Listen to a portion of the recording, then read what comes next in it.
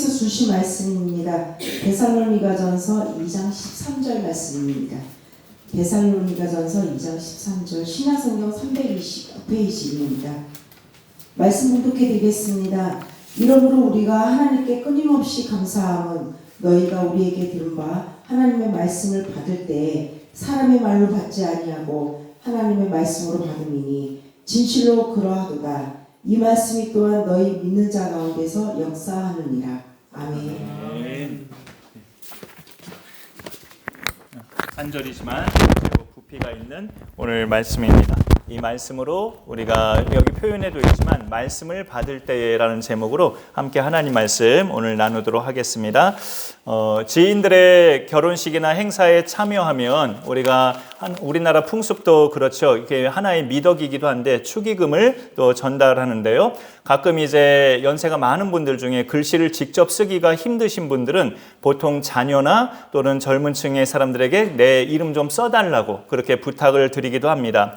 연세가 높은 권사님 한 분이 글씨 쓰기 힘드셔서 목사님한테 제 이름 좀 써주세요라고 봉투를 내밀고 썼을 때 목사님이 이제 그 권사님 성함을 봉투에 썼어요. 그러면은 글씨를 쓴 사람은 목사지만 그 봉투에 준비한 그 액수와 그 마음은 당연히 권사님의 것이죠. 목사는 글씨만 쓴 거예요. 권사님의 이름만. 우리가 성경 대할 때에 그런 마음이 필요하다는 것을 말씀드립니다. 창세기부터 요한계시록까지 이 66권이 실제 저자는 선지자, 왕, 사도들 이런 사람들 한 36명에서 40명으로 그렇게 집계되고 있는 저자들이 있지만 디모데후서 3장 16절에 모든 성경은 하나님의 감동으로 된 것으로라고 말씀해요. 그들은 그 36명에서 40명은 대피를 한 것뿐이고 그 메시지의 진정한 전달자는 하나님이시죠. 사실 기독교 역사 가운데 오늘날만큼 또 인쇄술뿐만이 아니라 이제 그 앱도 있고 많은 그 첨단 문명이 발달한 지금만큼 성경 말씀도 넘쳐나는 시대가 또 있을까 생각될 정도로 교회 역사 이후로 아마 지금이 우리가 마음만 먹으면 날마다 순간마다 성경을 접할 수 있는 그런 시대가 지금이라고 생각이 돼요. 그런 점에서는 참 긍정적으로 생각이 되지만 그러다 보니까 또 한편으로는 말씀의 소중함이 많이 퇴색돼요. 너무나 이제 흔하게 말씀이 우리가 쉽게 말씀을 접할 수 있기 때문에 우리가 하나님 말씀을 받을 때에 우리가 갖춰야 할 자세를 든다면 오늘 말씀처럼 오늘 말씀에 답이 나와 있어요. 사람의 말로 받지 아니하고 하나님의 말씀으로 받는 겁니다. 그러니까 우리가 드리는 예배 때마다 우리가 듣고 또 눈으로 보는 성경 이 말씀 또 지금은 설교 시간이니까 듣기도 하시죠. 이 모든 말씀을 하나님의 말씀으로 살아계신 하나님의 말씀으로 받는 믿음 그런 은혜가 있기를 소망합니다. 말씀을 받을 때에 사람의 말로 안 받고 하나님의 말씀으로 받는다는 이 말 속에는 이런 의미가 담겨져 있죠. 전달자는 사람이라는 것. 그게 의미가 담겨져 있는 거죠. 그러니까 듣는 사람이 그 사람의 말로 받기도 할 수가 있겠죠. 아무래도 사람이 전달해 주니까 저분 참 좋은 말 하시네 하면서 그 사람의 말로 또 받을 수도 있어요. 이 성경이 하나님의 말씀인 것을 모르는 사람들이 받았을 때. 근데 오늘 13절 말씀처럼 계속 반복하지만 사람의 말로 받지 아니하고 하나님의 말씀으로 받음이니 하면서 데살로니가 교회 성도들은 그렇게 했다. 그런 믿음이 있는 성도들이었다라고 이야기합니다. 그 13절 그 초반에 보면 이러므로 우리가 하나님께 끊임없이 감사함은 그 다음에 보면 너희가 우리에게 들은 바 그렇게 돼 있잖아요. 너희가 우리한테 들은 하나님의 말씀을 받을 때 우리의 말로 안 받고 하나님의 말씀으로 너희는 받더라. 참 좋은 믿음이다라는 거죠. 이 우리가 누구일까요? 그 성경책으로 데살로니가전서 1장 1절에 보면 바울과 실루아노와 디모데는 하면서 이렇게 편지의 발신자가 나와 있어요. 데살로니가전서 여러분 오늘 본문이죠. 거기 1장 1절에 바울, 실루아노, 디모데 이게 우리예요. 그 우리가 너희에게 하나님 말씀을 전할 때 우리의 말로 듣지 않고 나 바울의 말로 받지 않고 하나님 말씀으로 너희가 받는 것 참 훌륭한 믿음이다. 칭찬하는 겁니다. 그 설교 들을 때뿐만이 아니라 내가 성경을 읽는 순간도 이 말씀을 사람의 말이 아닌 하나님의 말씀으로 인정하고 믿고 읽는 것이 중요하죠. 여러분이 속으로 생각할 때 당연히 성경 읽을 때 하나님 말씀으로 생각하고 읽죠 라고 생각하실 수도 있어요. 그런데 그렇다면 성경을 읽으실 때 모든 말씀을 믿음으로 받아야 합니다. 내가 성경을 하나님 말씀이라고 인정하고 그렇게 그 믿음으로 읽고 있다면 성경의 모든 말씀을 진짜 믿음으로 받는 그 믿음이 필요해요. 우리가 성경의 제일 첫 절부터 믿음이 필요합니다. 이게 안 믿어지면 나머지도 다 안 믿어지는 거예요. 태초에 하나님이 천지를 창조하시니라. 그 성경의 문을 여는 그 첫 절의 선포의 말씀을 우리가 믿음으로 받아들일 때 나머지 모든 말씀도 순차적으로 믿어지게 돼요. 창세기를 읽다 보면 옛날에 어느 참 자연과학의 유명한 박사님이 예수 믿기 전까지 하도 그냥 가족들이 믿으라고 독려해서 성경을 읽어봤는데 너무나 허무맹랑한 책이어서 그냥 읽다 말았다는 식으로도 말한 적이 있었어요. 태초에 하나님이 천지를 창조하시라고 쭉 읽다가 노아 홍수 이전까지 사람의 수명이 800세 넘고 900세 넘고 900 몇십 세에 죽었더라 이런 기사를 보면서 이 무슨 말 같지도 않은 책이 다 있어 하면서 읽다가 말았다고 했죠. 그런데 이제 그런 것들이 안 믿어지면 이제 거기에서 이제 멈춰지고 더 나가지 못하는 거죠. 근데 그분에게는 은혜가 임해서 믿어지는 역사가 일어났기 때문에 그렇게 간증을 하시는 거예요. 그런 이야기와 또 예수 그리스도만이 유일한 구원자 되심, 무엇보다도 그거죠. 예수 그리스도만이 우리 죄인들의 유일한 구원자 되심이 믿어져야 되고 하나님이 행하신 여러 가지 기적들, 홍해가 갈라진 그런 역사들, 또 숨이 아예 끊어진 사람을, 나사로는 죽은 지 나흘이나 됐잖아요. 근데 예수께서 다시 살리신 그 하나님으로서의 기적들, 이런 것이 우리 입장에서는 기적이지만 하나님께는 사실 일도 아니잖아요. 그런 점에 있어서 그런 기사들이 다 믿어질 때 그 사람은 성경을 하나님의 말씀으로 인정하는 사람이에요. 이게 하나님이 하신 일이니까 당연한 거지. 그렇지, 이렇게 얼마든지 하나님은 하실 수 있지 하면서 믿어지면 그 성경을 하나님 말씀으로 읽는 사람입니다. 성경 통독을 많이 한 선구자들이 말씀 읽기를 힘들어하는 대상들에게 흔히 던져주는 말이 있어요. 유튜브 시청하는 시간 반의 반만 투자해도 하루에 10장씩은 읽을 수 있다 하면서 그런 말을 하죠. 저도 이렇게 그런 생각이 들더라고요. 유튜브 반의 반의 정도의 시간만 투자해도 성경을 하루에 10장 정도는 충분히 읽을 수 있을 것 같아요.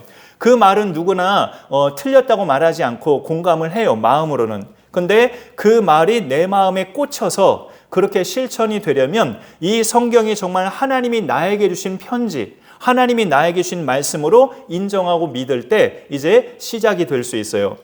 그 프랑스의 철학자 볼테르는 신을 믿기는 했지만 그가 믿는 신은 우리 기독교의 하나님인가는 좀 의심스러워요. 성경에서 말씀하는 하나님, 인격적인 신을 믿은 거는 아니에요. 볼테르가 믿은 신은 그 시계 같은 신이에요. 이렇게 태엽을 감아서 시계가 돌아가면 자동으로 돌아가는, 그러니까 천지만 딱 창조하시고 그 이후는 모든 그런 세상을 인간들이 다 운영해 갈 수 있도록 하는 그런 신으로 믿었어요, 볼테르는. 근데 그가 살던 시기가 18세기였는데 그가 생전에 무슨 말을 했냐면 앞으로 100년 내에 터무니없는 말이 가득한 성경은 다 없어질 것이다, 그렇게 말을 했는데요. 그가 죽고 나서 없어지기는커녕 더 많은 나라 말들로 번역돼서 계속 퍼지고 있어요. 지금 현재까지도 전 세계적으로 확고부동한 베스트셀러 1위가 성서예요. 성경입니다.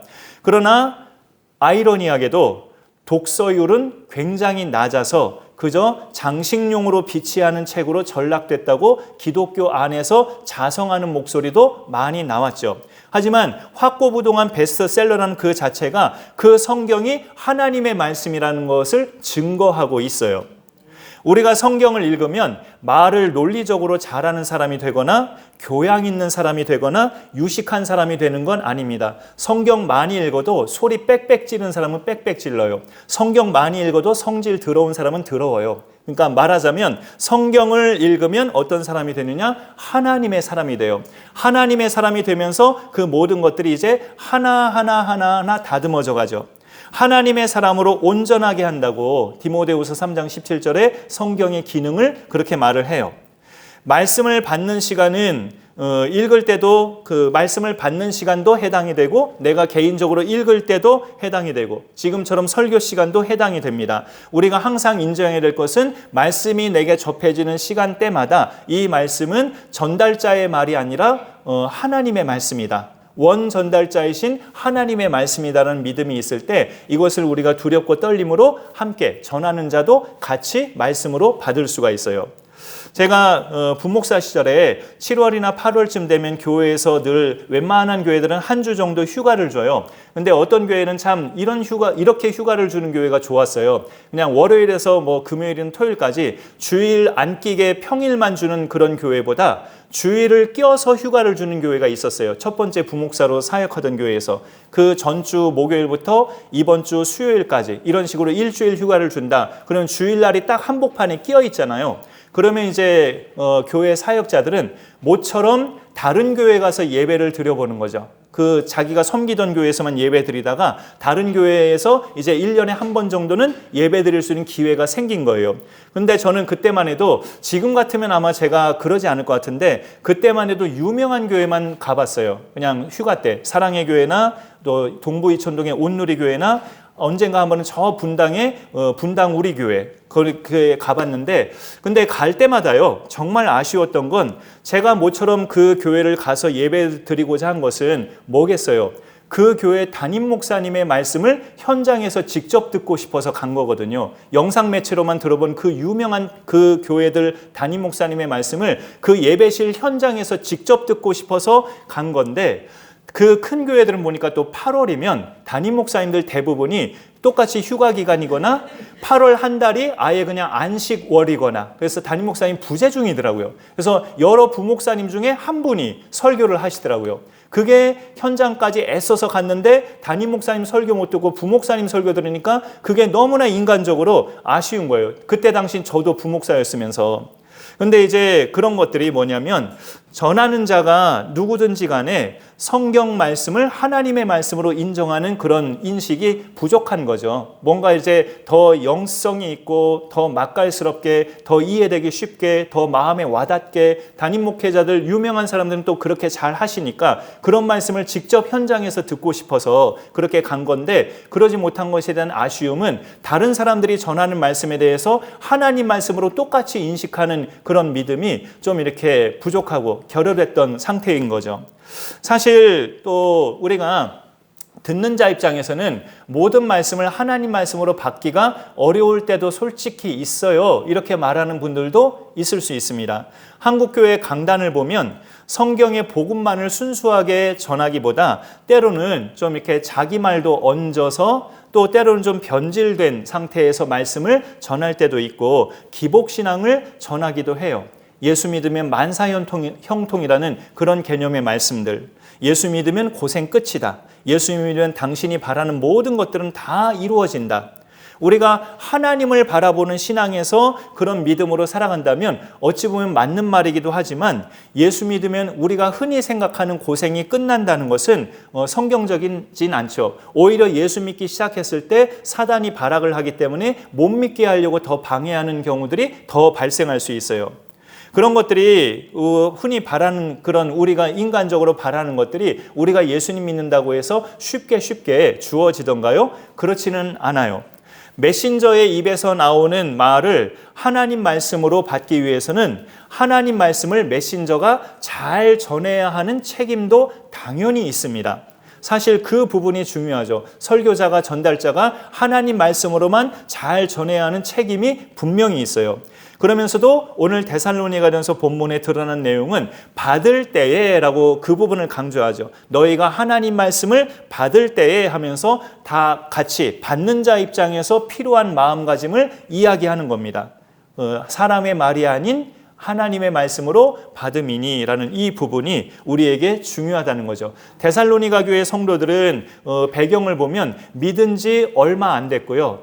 고린도 교회들은 바울이 한참 동안 몇 년 동안 같이 있어줬는데도 교회 안에 분쟁 생기고 법정 소송 생기고 말썽이 많은 교회인 반면에 데살로니가 교회는 바울이 많이 곁에 못 있어줬어요. 그 교회도 바울이 전도해서 모아진 성도들로 세워진 교회인데 바울이 짧게만 있어주다가 부득이 떠나게 되는데 그럼에도 모범적으로 정말로 그런 사랑의 수고와 믿음의 역사, 소망의 인내 이런 열매들이 잘 맺는 교회라고 그렇게 바울이 칭찬합니다. 칭찬했던 교회입니다. 이렇게 세워진 지 얼마 안 되고 예수 믿은 지 얼마 안 된 성도들이 말씀을 받을 때마다 인간의 말로 받지 않고 하나님의 말씀으로 받는다. 굉장히 칭찬할 만한 믿음이죠. 우리에게 그런 믿음이 늘 안착되고 잘 단단할 수 있기를 간절히 소망합니다. 예, 우리가 그럼 말씀 받을 때에 사람의 말로 안 받고 하나님의 말씀으로 받으려면 구체적으로 우리가 어떤 것을 가져야 되나요? 어떤 방법이 우리한테 좀 필요한가요? 라고 질문할 수 있잖아요. 그 방법에 대해서는 오늘 요 한 절이 답을 찾아주진 않아요. 요 한 절만 아무리 눈 씻고 읽어봐도 어떻게 해야 내가 말씀을 받을 때 하나님 말씀으로 인식하고 잘 받을 수 있을까 할 때 그 답은 성경 전체에서 우리가 살펴봐서 찾는 게 좋은데, 예수님의 그 씨 뿌리는 자의 비유에서 우리가 답을 찾는다면 내 마음이 좋은 땅이 돼야 돼요. 내 마음밭이.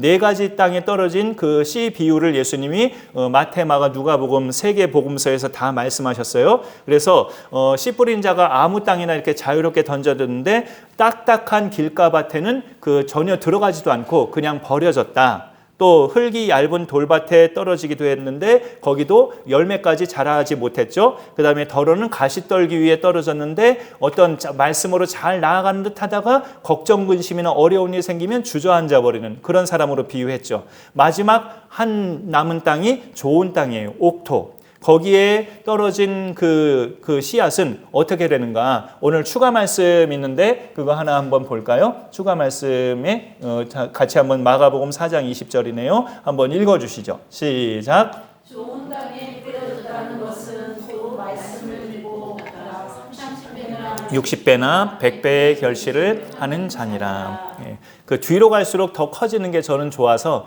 저게 마태복음에는 100배, 60배, 30배 이렇게 거꾸로 돼 있거든요. 근데 마가복음은 점점 뒤로 이렇게 커지게 돼 있어서 마가복음 것으로 이렇게 골라서 읽었습니다. 이런 은혜가 있으려면 내 마음밭이 어떻다고요? 좋은 땅으로 돼야 한다는 거죠.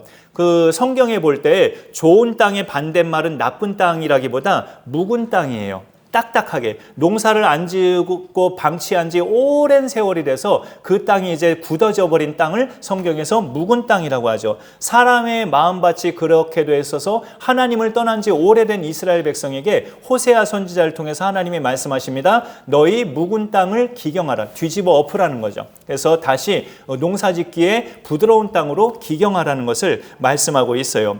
그러면 내 마음 땅을 기경하는 방법은 뭡니까? 다윗이 나단 선지자로부터 자기 죄를 딱 지적받았을 때 그가 단번에 한 일이 뭐예요? 그 나단 선지자를 옥에 가둔 것이 아니죠. 왕권으로서는 얼마든지 할 수 있었어요. 그렇게. 그러나 그 앞에서 바로 무릎을 꿇고 하나님 앞에 눈물의 회개를 합니다. 그가 우리아의 아내 밧세바를 취하고 그 남편은 적장에 가서 죽게 만들고 간음죄와 살인죄를 은폐하려다가 선지자가 딱 지적했을 때 그 자리에서 바로 인정하고 바로 눈물의 회개를 해요. 그게 묵은 땅을 기경하는 방법이에요. 나 자신의 죄악들, 이게 죄가 죄인 줄도 모르고 늘 이렇게 안고 살아가는 그런 모든 것들을 하나님 말씀 앞에서 죄라는 걸 인식하고 눈물의 회개를 하고 하나님 앞에 내 마음을 새롭게 하는 것이 묵은 땅을 기경하는 일입니다. 그 상태가 되면 내 마음밭이 좋은 땅이 되어서 어떤 말씀으로든지 잘 심어지는 그런 마음밭이 되는 거죠. 말씀을 받을 때마다 우리가 주일에 오셔서 하나님 말씀을 받으실 때나 개인적으로 성경을 통독하실 때나 말씀을 받으실 때마다 무엇보다 우리 마음이 좋은 땅이 돼서 하나님이 내게 주시는 말씀으로 받는 은혜가 있기를 소망합니다. 그 다음에 또 말씀을 받을 때 하나님 말씀으로 잘 받는 또 한 가지의 방법은 우리가 이거는 믿음의 고백인데요. 내가 말씀을 받을 때 또는 내 마음에 탁 꽂히는 말씀을 읽을 때 아멘 하고 반응하는 거예요. 아멘, 아멘. 아멘의 뜻은 진실로예요. 네, 예수께서 요한복음에 보면 내가 진실로 진실로 너희에게 이르노니 할 때 그 진실로 진실로가 헬라어 성경에 아멘, 아멘 이렇게 되어 있어요. 아멘이라는 것은 진짜, 진실로 그런 의미고 또 다른 의미로 좀 변형한다면 그렇게 될 줄로 저도 믿습니다 라는 믿음의 고백이죠. 그래서 말씀을 받을 때마다 아멘 하라는 것은 아멘을 남발하라는 뜻이 아니고 그 말씀에 대해서 믿음으로 받아들이라는 거죠. 부정하지 말고 긍정하고 아멘 하면서 믿음으로 받으면 그 말씀이 내 삶에서 이제 실행되는 말씀이 되는 거예요. 이 말씀을 한번 또 읽어볼까요? 추가 말씀 그 다음 페이지에 있는 거 고린도후서 1장 20절입니다. 예, 시작. 하나님의 약속은 얼마든지 그리스도 안에서 예가 되니 그런즉 그로 말미암아 우리가 아멘하여 하나님께 영광을 돌리게 되느니라. 예, 우리가 말씀을 받을 때 한번 따라해 보실까요? 아멘. 아멘. 예, 아멘. 예, 이렇게 사실 여담이 그냥 우스갯소리지만 현재 우리 교회 구성원들 중에는 아멘을 좀 잘하시는 분들이 한 서너 분이에요. 근데 그 서너 분이 빠져버리면 되게 조용해서 조금 썰렁하더라고요. 그래서 그 서너 분이 꼭 계셔야 될 것 같아요. 그래서 여담이긴 하지만 그렇게 우리가 아멘을 잘하는 것이 또 그 말씀대로 될지어다라는 선포의 믿음의 반응이기 때문에 중요하다는 거죠. 그래서 그런 부분을 우리가 같이 말씀으로 반응할 때 아멘으로 고백하는 것이 내가 그 말씀을 하나님의 말씀으로 잘 받는 태도요 자세다라고 말씀드릴 수 있어요. 그리고 성경에 보면 우리가 읽을 때도 어떤 말씀은 또 굉장히 나에게 강력하게 꽂히는 말씀으로 여러분들도 읽다 보시면 받아지고 마음속에 좀 이렇게 와닿는 또 눈에 좀 더 크게 뜨여져서 보이는 그런 말씀이 있을 수 있잖아요. 이런 말씀 어떨까요? 하나 더 추가 말씀이 있습니다. 예, 이런 말씀 우리가 직접 읽어보죠. 시작. 무엇이든지 기도하고 구하는 것은 받은 줄로 믿으라. 그리하면 너희에게 그대로 되리라. 이런 말씀을 볼 때 어떻게 하라고요? 아멘 하고 이렇게 믿음으로 반응하라는 거죠. 여기서 기도하고 구하는 것은 받은 줄로 믿으라. 그러면 너에게 그대로 되리라라는 이 말씀도 중요하지만 제일 앞에 있는 무엇이든지예요. 이 무엇이든지는 아무거나 기도하라는 내용이라기보다 그런 의미라기보다 기도의 범위, 그러니까 가능성 여부, 그 기도하는 사람이 가능성 여부를 따져서 이거는 응답이 될 것 같다 하는 것만 열심히 기도하고 이거는 응답이 안 될 것 같다 하는 것은 안 하고 이거는 가능성 여부를 기도하는 자가 결정하는 거죠. 그거는 믿음의 기도가 아니죠. 이 무엇이든지라는 말은 그 기도의 가능성 여부를 네가 제한하지 말고 다 하나님 앞에 아뢰어 보라는 거예요. 주 예수를 믿으라. 그리하면 너와 네 집이 구원을 받으리라. 내가 사도행전을 읽다가 16장 31절을 그렇게 딱 만났어요. 그런데 내 마음속에 생각이 우리 집은 어려울걸 이렇게 생각해버리면 그건 아멘 신앙이 아니죠. 우리 집 그 식구는 고집이 좀 세야 말이지 말보다 더 센 고집 가지고 어떻게 교회 나오겠어? 이렇게 반응을 해버리면 하나님은 주 예수를 믿으라. 그리하면 너와 네 집이 구원을 받으리라. 너 한 사람이 똑바로 예수 믿으면 네 집의 모든 식구들도 구원받는 거 시간 문제고 하나님이 분명히 이루신다고 그래 말씀하고 있는데 아멘 하고 받지 못하고 우리 집은 어려울걸 이래버리면 그 하나님 말씀을 무시해버리는 거예요. 그런 말씀을 만났을 때 내 입에서 외쳐야 할 말은 뭐라고요?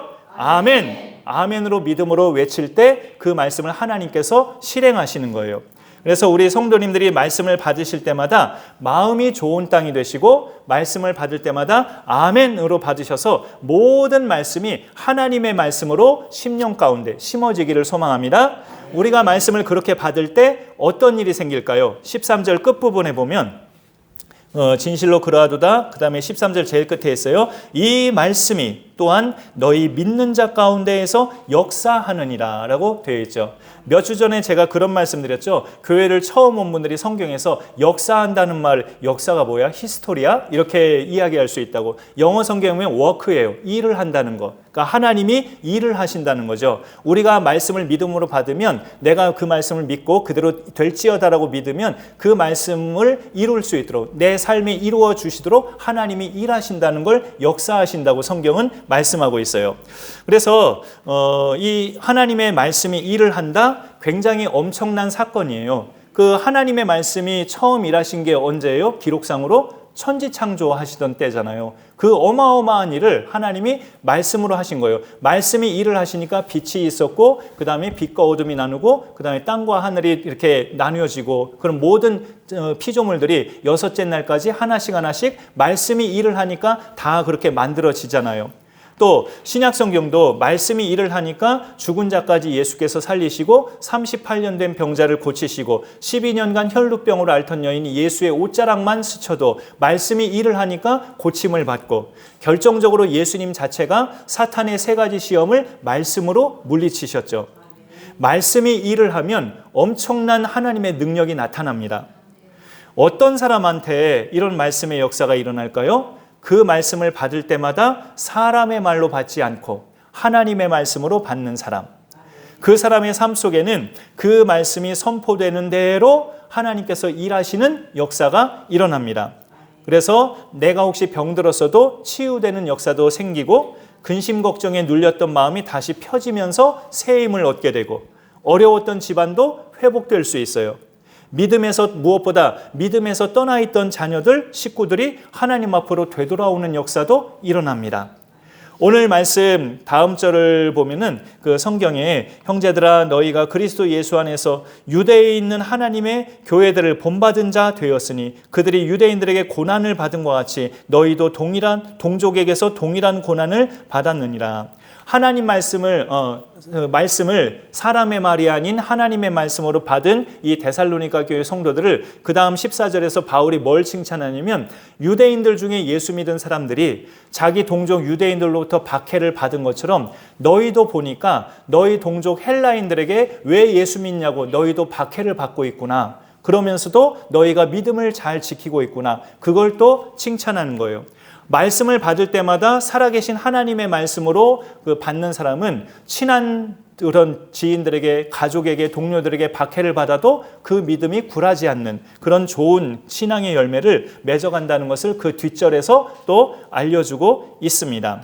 고난 중에도 내게 주신 말씀을 아멘으로 믿으면 그 말씀으로 인하여서 내가 나에게 닥친 고난을 피하지 않고 감당해 나가면서 또 이길 수 있는 능력까지도 하나님이 주시는 거죠. 오늘날 우리 삶 가운데 이런 말씀의 역사가 우리 개개인의 삶에서도 여러분의 가정에서도 우리 교회 가운데도 일어날 수 있기를 간절히 소망합니다. 한 번 더 찍고 마무리해 볼게요. 말씀을 받으실 때마다 사람의 말이 아닌 홍성표 목사의 말이 아닌 하나님의 말씀으로 받아야 하는데 그러기 위해서는 내 마음밭이 좋은 땅이 되어야 하고 말씀을 받으실 때 아멘 하면서 믿음으로 받는 그런 은혜가 있어야 합니다. 우리 모두에게 그런 은총이 이루어질 수 있기를 간절히 축원합니다. 오늘 말씀 생각하면서 우리 연말에 몇 번 불렀었는데 우리 말씀 앞에서라는 찬양 부르면서